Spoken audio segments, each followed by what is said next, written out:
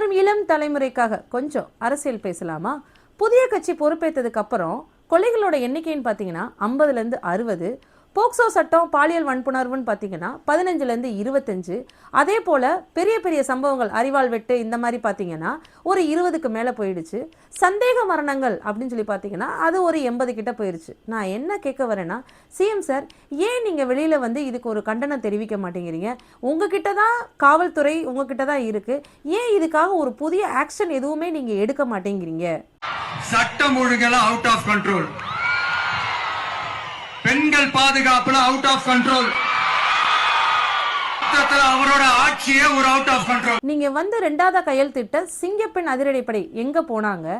ஏன் இந்த மாதிரி நடக்கும்போது நீங்க வெளியில வர மாட்டேங்கிறீங்க? அந்த குடும்பங்களுக்கு ஒரு ஆறுதல் கூட சொல்ல மாட்டேங்கிறீங்க. அப்படி இல்லைன்னு கூட வச்சுக்கோங்களேன், ஆனா உங்க அமைச்சர்கள் சொன்ன பதில் எல்லாம் வந்து ஏற்கக்கூடியதா இல்லை.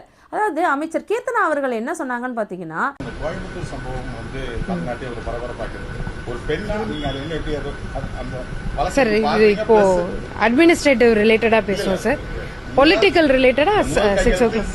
தேர்தலுக்கு முன்னாடி பெண்களுக்கு பாதுகாப்பு இல்லாத இந்த அரசாங்கம் உங்களுக்கு தேவையா மக்களே, எனக்கு ஓட்டு போடுங்க நான் பாத்துக்கிறேன்னு சொன்ன அவங்க இன்னைக்கு அவங்க கிட்ட பிரஸ் மீட்ல கேட்குறாங்க, இந்த மாதிரி ஒரு குழந்தைக்கு நடந்திருக்கே, அதுக்கு நீங்க என்ன சொல்ல வரீங்கன்னு சொல்லி கேட்டா, அட்மினிஸ்ட்ரேட்டிவ் சம்பந்தமா சொல்லுங்க, பொலிட்டிக்கல் சம்பந்தமா இப்ப நீங்க பேசாதீங்க அப்படின்னா, அப்ப நீங்க யாரு? ஒரு பொலிட்டீஷியன் தானே. அப்போ நீங்க அந்த பொலிட்டிக்கல் சம்பந்தமா நீங்க சொல்லி தானே ஆகணும். அடுத்து திரு அமைச்சர் விக்னேஷ் அவர்கள் என்ன சொல்றாருன்னு அறிக்கையில் சொல்றாருன்னு பார்த்தீங்கன்னா, சிஎம் சார் வருத்தப்பட்டாரு. அதை கூட சிஎம் சார் வந்து சொல்ல மாட்டார் நான் வருத்தப்பட்டிருக்கேன்னு, அவர் தான் சொல்றாரு சிஎம் சார் வருத்தப்பட்டாருன்னு. இதெல்லாம் ஏற்கக்கூடிய விஷயமாவே எனக்கு தெரியல. இதோட பெட்டரா ஒரு ஆன்சர் வந்து அமைச்சர் அருண்ராஜ் அவர்கள் கொடுத்துருக்காங்க. தவறுகள் நடக்கதை வந்து யாராலும் தடுக்க முடியாது, இதுக்கு நாங்கள் நடவடிக்கை எடுக்கலைன்னா நீங்க கேளுங்கன்னு சொல்றீங்க. ஆனா தேர்தலுக்கு முன்னாடி என்ன சொன்னீங்க? இவ்வளோ தவறுகள் நடக்குது, இப்படிப்பட்ட திமுக அரசாங்கம் உங்களுக்கு தேவையான்னு கேட்ட நீங்க இப்ப தவறுகள் நடக்கதை தடுக்க முடியாதுன்னு சொல்றீங்களே, இது எந்த விதத்துல நியாயம்?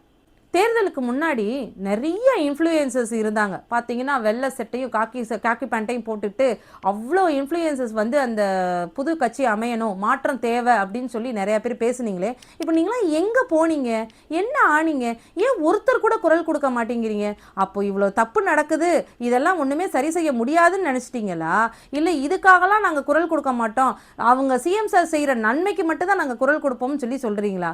எங்கே என்ன தப்பு நடந்தாலும் கண்டிப்பாக நாங்கள் கண்டனத்தை தெரிவிப்போம், நாங்கள் கேள்விகளை எழுப்பிக்கிட்டே தான் இருப்போம். தயவு செஞ்சு சிஎம் சார் வெளியில் வாங்க, ஒரு ப்ரெஸ் மீட் கொடுங்க, இந்த மாதிரி சம்மந்தப்பட்ட மக்கள், இந்த மாதிரி சம்மந்தப்பட்ட ஃபேமிலி கிட்ட கொஞ்சம் ஆறுதலாக பேசுங்க, அவங்க எதிர்பார்க்குறது அதுதான். நன்றி.